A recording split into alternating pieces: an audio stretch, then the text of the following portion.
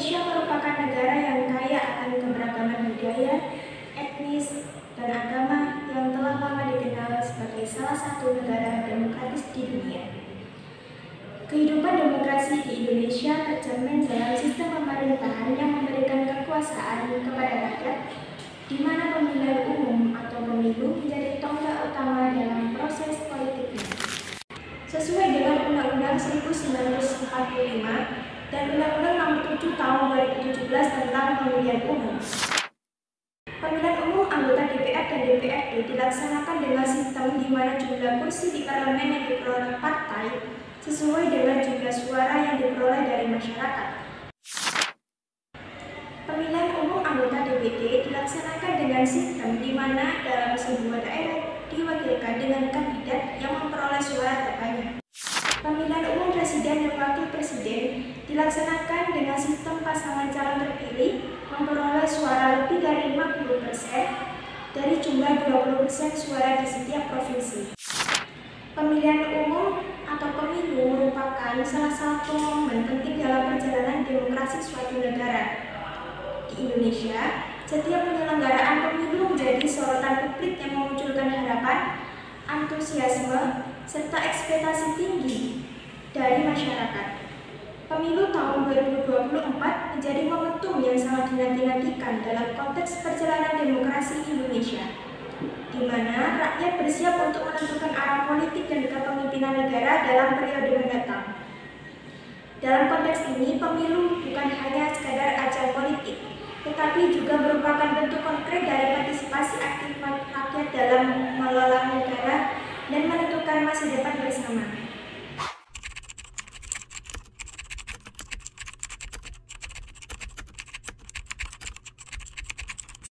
Seperti yang sudah kita ketahui, sebelum dilaksanakannya pemilihan umum, pasangan calon presiden dan calon wakil presiden akan melakukan debat dengan tema yang ditetapkan oleh KPU RI. Debat ini bukan hanya sekedar ajang pertarungan gagasan dan visi antara calon-calon pemimpin negara, tetapi juga menjadi panggung bagi masyarakat untuk memperoleh informasi yang lebih mendalam mengenai karakter, kebijakan, dan komitmen dari setiap pasangan calon. Dan wakil presiden memainkan peran kunci dalam menjaga esensi demokrasi, di mana pemilih memiliki hak untuk mengenal secara langsung calon-calon yang akan memimpin negara. Melalui debat ini, calon-calon diuji dalam kemampuan mereka untuk menyampaikan gagasan dan solusi atas berbagai tantangan yang dihadapi bangsa. Tidak hanya itu, debat juga menjadi ajang untuk menguji kemampuan calon dalam merespons pertanyaan kritis dan menghadapi opini publik dengan transparansi dan jujur. Dalam pemilu 2024, pasangan calon presiden dan wakil presiden akan melakukan 5 debat dengan membawa beberapa tema, yaitu pemerintah, hukum, hak asasi manusia, pemberantas korupsi, penguatan demokrasi, peningkatan layanan publik, dan kerukunan warga. Perekonomian, termasuk ekonomi kerakyatan maupun ekonomi digital. Pertahanan, keamanan, hubungan internasional dengan geopolitik. Pembangunan keberlanjutan, sumber daya alam, lingkungan hidup, energi, pangan agrarian, masyarakat, adat, dan desa. Kesejahteraan sosial, kesehatan, ketenagakerjaan, sumber daya manusia, dan inklusi. Pemilihan umum presiden dan wakil presiden di Indonesia seringkali menjadi momen yang memicu polarisasi dan terpecah belahnya masyarakat. Hal ini disebabkan oleh sejumlah faktor, diantaranya 1. Persaingan politik yang sengit, 2. Isu-isu sensitif, 3. Penyebaran berita hoaks, 4. Ketidakpercayaan terhadap lembaga pemilu dan sistem politik, 5. Kesenjangan sosial ekonomi.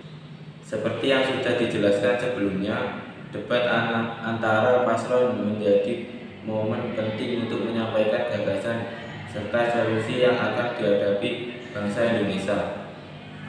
Debat ini dimaksudkan supaya masyarakat Indonesia mampu memilih calon pemimpin di masa yang akan datang. Akan tetapi, debat tersebut juga mampu memecah belahkan masyarakat Indonesia. Bahkan tidak sedikit masyarakat yang mencoreng nama baik dari salah satu capres dan cawapres. Banyak beredar konten bermasalah seperti gambar manipulasi video deepfake para paslon, fitnah, bahkan mencoreng nama baik paslon capres dan cawapres.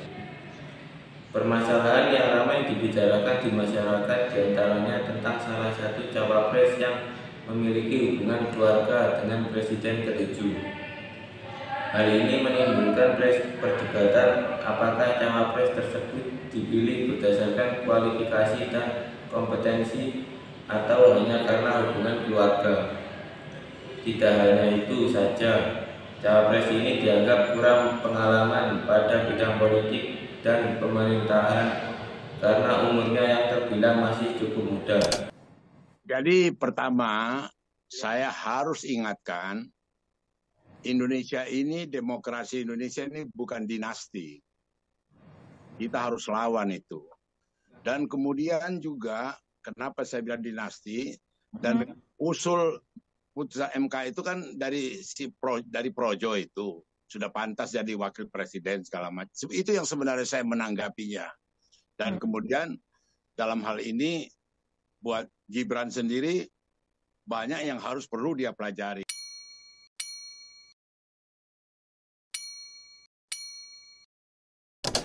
Permasalahan lainnya yaitu dari salah satu capres yang memiliki sejarah kontroversial dalam insiden pelanggaran HAM di masa lalu.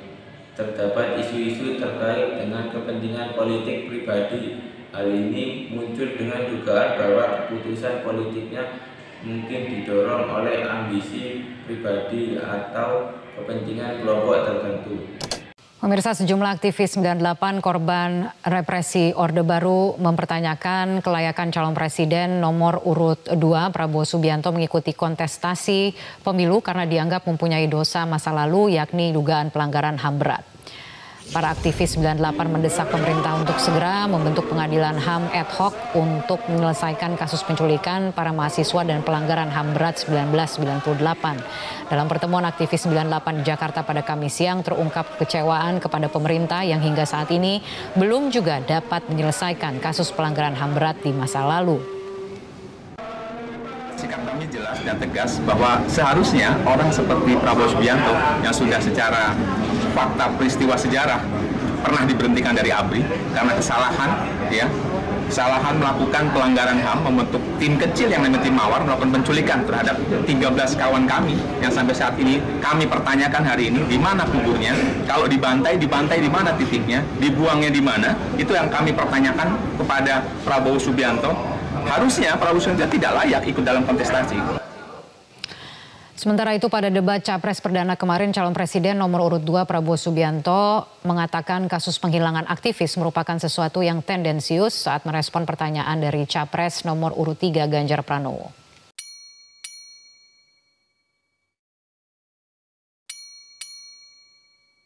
Setelah banyaknya peristiwa yang terjadi, pemilu yang dilaksanakan pada 14 Februari 2024 mampu berjalan dengan baik.